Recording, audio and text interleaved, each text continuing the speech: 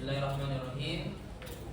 Assalamualaikum warahmatullahi wabarakatuh. Waalaikumsalam warahmatullahi wabarakatuh. Bismillah, alhamdulillah, wa syukurillah, salatu wassalamu ala rasulillah Sayyidina Muhammad ibn Abdillah wa ala alihi wa sahbihi wa mawala wa la hawla wa la quwata illa billahil aliyyil azim.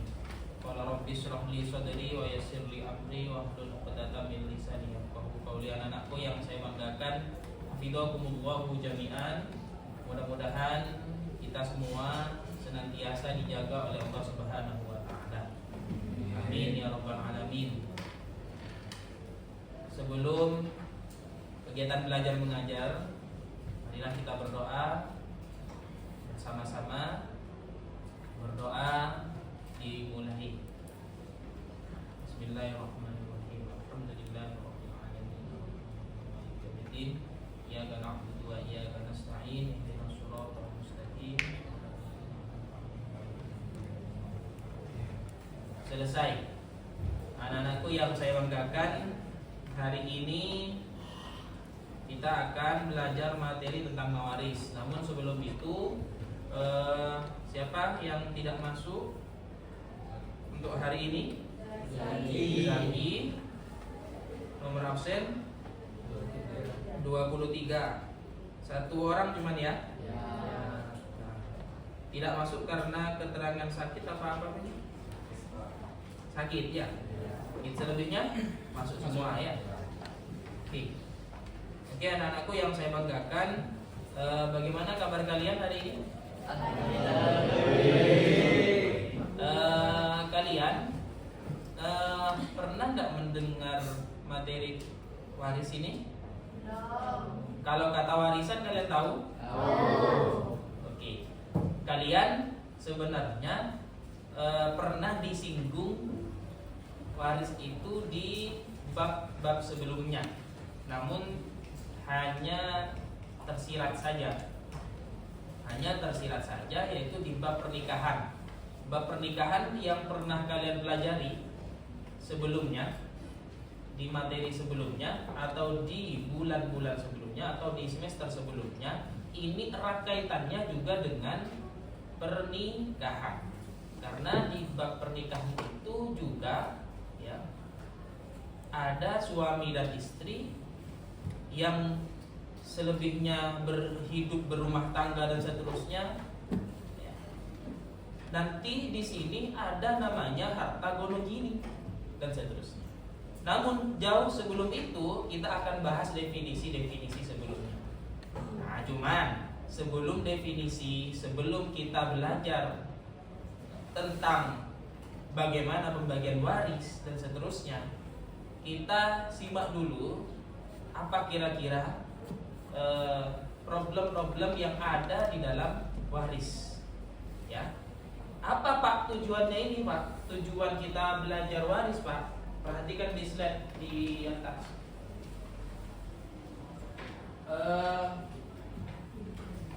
Ini tujuan pembelajarannya, anak-anak. Tujuan pembelajarannya di sini bagaimana kalian dapat menguraikan konsep waris tadi.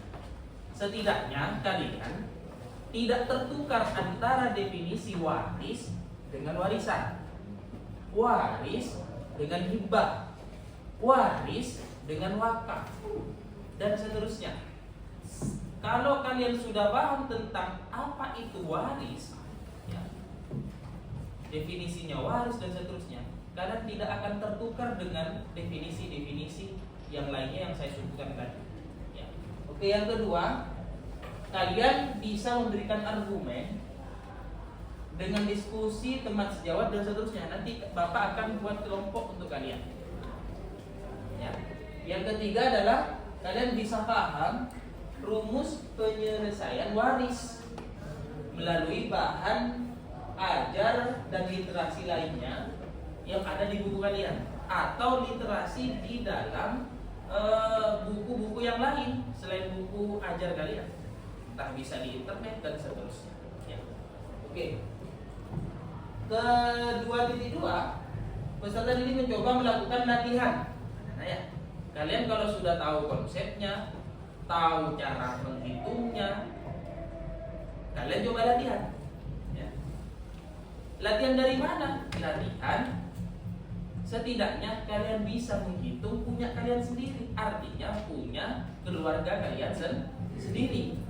Pernahkah kalian menghitung? Masih belum ya? Nah, kenapa kok belum, Pak? Nah, saya masih belum tahu. Kalau kalian sudah tahu, boleh kalian menghitung. Yang ketiga, 2.3, peserta menerapkan hasil belajar waris dengan mencoba menyelesaikan masalah waris. Sampai dengan tadi. Peserta didik mengklasifikasi berbagai jenis ahli waris yang berhak menerima waris. Ini ketentuan-ketentuan waris, mana ahli waris, mana yang bukan ahli waris.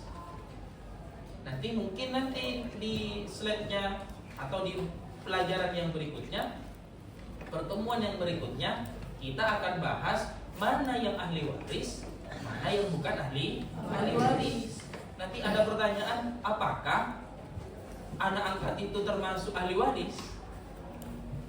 Nanti kita jawab ketika nanti belajar sampai pada pertemuan yang berikutnya, ya. Oke. Yang terakhir, peserta didik memahami berbagai jenis sengketa waris yang mungkin timbul. Ya, nanti kalau kalian sudah paham konsepnya, paham penghitungannya, kalian hitung punya kalian sendiri dengan berkelompok dan seterusnya, bisa menyelesaikan. Kalian misal timbul permasalahan yang ada di lingkungan kita, kalian bisa menyelesaikannya.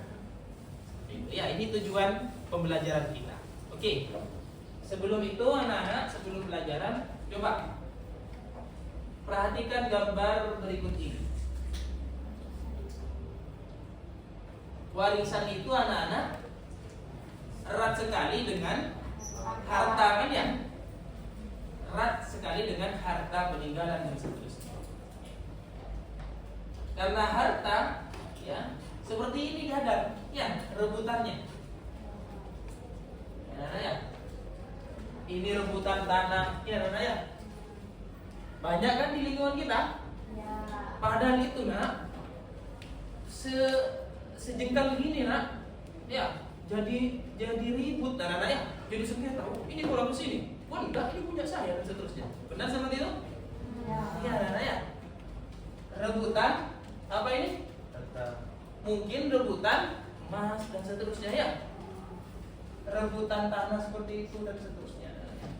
Saya tidak ingin kalian sampai berebut seperti ini, hak orang lain yang kalian ambil, meskipun haknya saudara kalian sendiri. Ya. Oleh karena itu kita belajar. Kita belajar. Agar apa? Agar kalian tidak bersengketa atau kalian paham setidaknya. Ya. Coba kita lihat video berikut ini.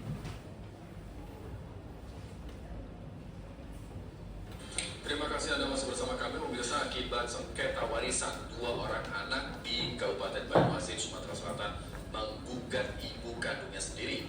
Gugatan soal warisan ini karena sang ibu menjual tanah warisan mendiang suaminya untuk biaya hidup dan pengobatan penyakitnya.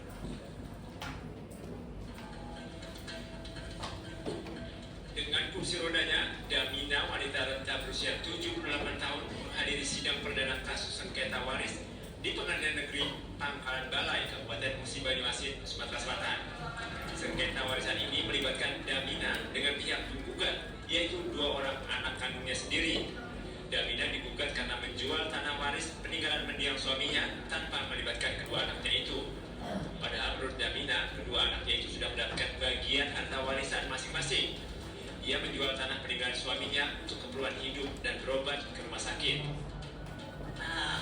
Saya menjual tanah. Terus malahan tanah itu sudah dibagi-bagikan. Anak ibu itu sudah ibu juga kasih sebenarnya? Ya sudah dikasih ya, dan peta-peta itu. Sudah dikasih semua, Bu, ya? Iya. Pihak penggugat menilai ada perbuatan melawan hukum yang dilakukan nenek Damina. Jadi kami menduga bahwa Bapak Angga sudah memanfaatkan ibu Damina selaku neneknya sendiri dalam melakukan jual beli. Harta ini merupakan harta campuran, Pertanyaannya. Sidang kasus sengketa waris ini ditunda karena belum lengkapnya berkas-berkas perkara yang diajukan penggugat. Sidang akan kembali dilakukan pekan depan. Dari Banyuasin, Sumatera Selatan, Muhammad Riza Palevi, iNews melaporkan. Bagaimana kira-kira nak? Apa pikiran kalian pertama kali yang muncul? Ya kan? Rentan kan warisan anak ayah? Rentan anak ayah. Karena permasalahan seperti ini, nah, ini banyak sebenarnya video-video. Coba kalian searching dah di YouTube. Banyak sengketa-sengketa, ya, yang seperti ini, ya, yang seperti ini. Kenapa? Karena mungkin satu, dia kurang paham, ya. Nomor dua, mungkin sang anak atau sang ibu, ya, karena tidak paham, seakan berpikiran bahwa dia miliknya. Padahal kalau ibu seperti itu, bapaknya meninggal dan punya anak dua, bagaimana cara menyelesaikannya? Makanya kudu kalian harus belajar ini. Ya.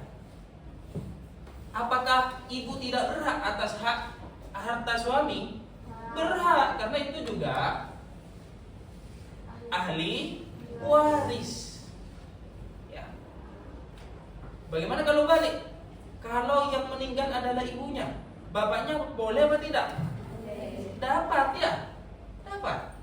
Makanya kalian harus tahu mana itu asobah, mana itu ahli waris, dan seberapa 1/2, 1/3 dan seterusnya. Ya, oke.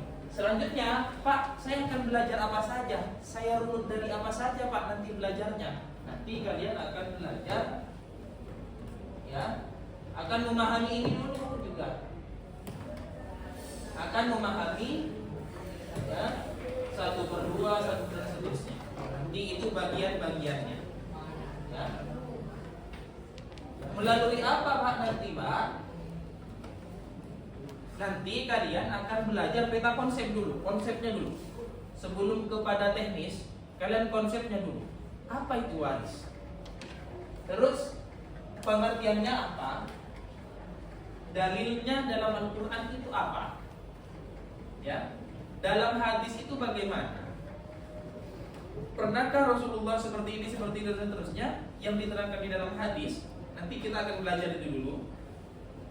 Baru setelah itu kalian bisa tahu syarat-syarat waris, ketentuan kalau laki-laki apakah 1/2, kalau ibu punya anak 2, 1/8 dan seterusnya.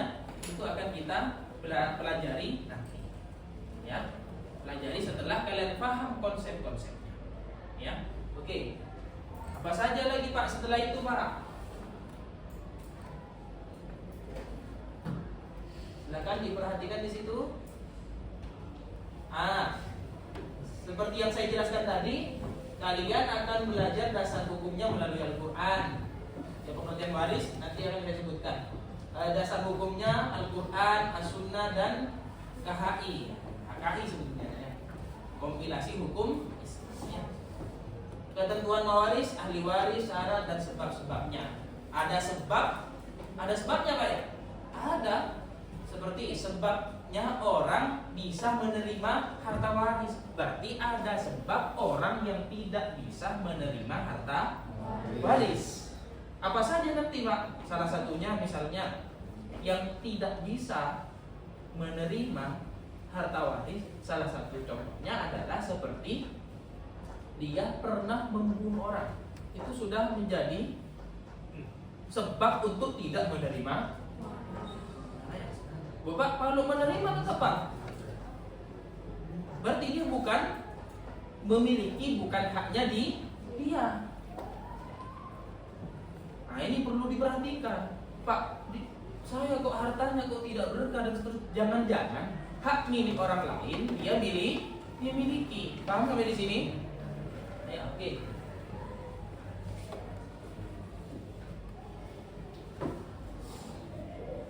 Ini dulu sekarang. Kita hari ini targetnya adalah bagaimana kalian bisa mengerti, paham tentang pengertian waris. Coba dibaca Mandala. Berdiri. Silakan berdiri Mandala. Dan lantang biar teman-teman suaranya bisa terdengar ya. Silakan Mandala. Pengertian waris. Mewaris. Mewaris merupakan serangkaian kejadian mengenai pengalihan pemilikan harta benda dari seorang yang meninggal dunia kepada seseorang yang masih hidup. Sudah dulu. Nah, bisa disederhanakan adalah pengalihan harta dari yang sudah meninggal kepada yang hidup dalam kategori masih ahli waris ya. Artinya kalau tidak ada yang meninggal berarti itu masih belum dikatakan waris ya. Sampai di sini paham dulu. Ini secara sederhana pengertiannya Nana ya. Secara sederhana. Ada pertanyaan dulu? Ada pertanyaan? Tidak ada. Oke, lanjut dulu.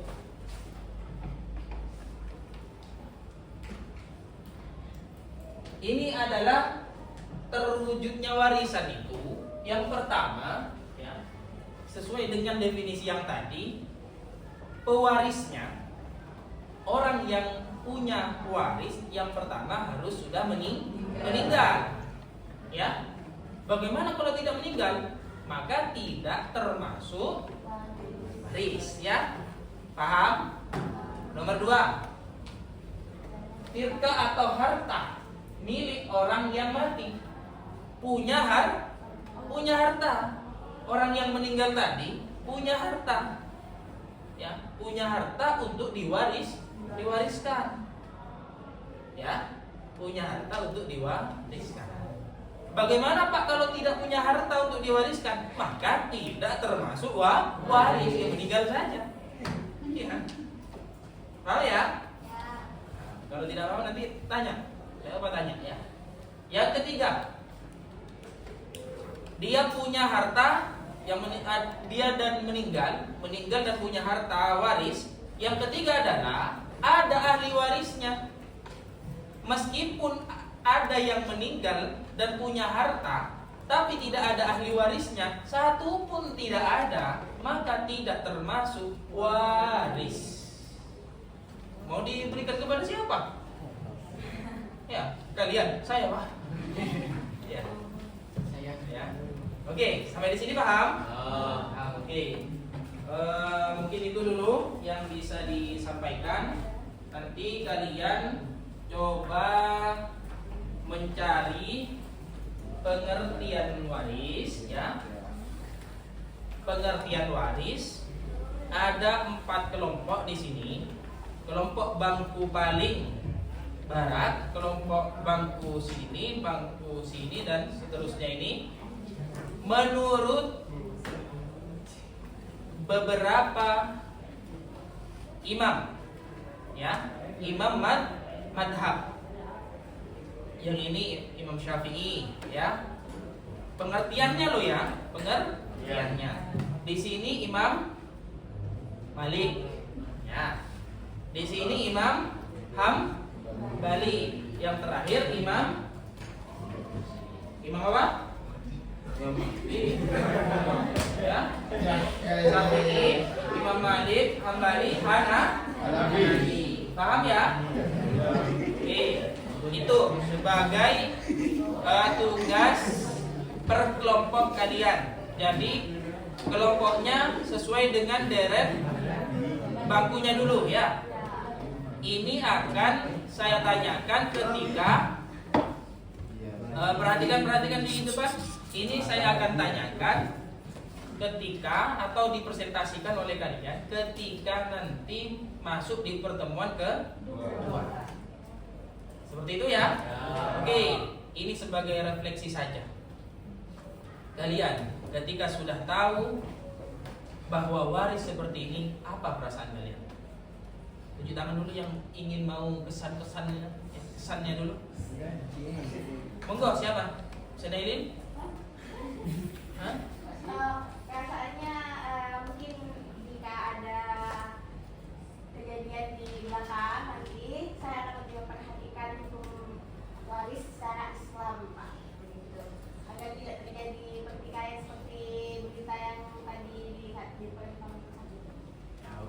Bagus. Ada yang lain? Apa kesan kalian?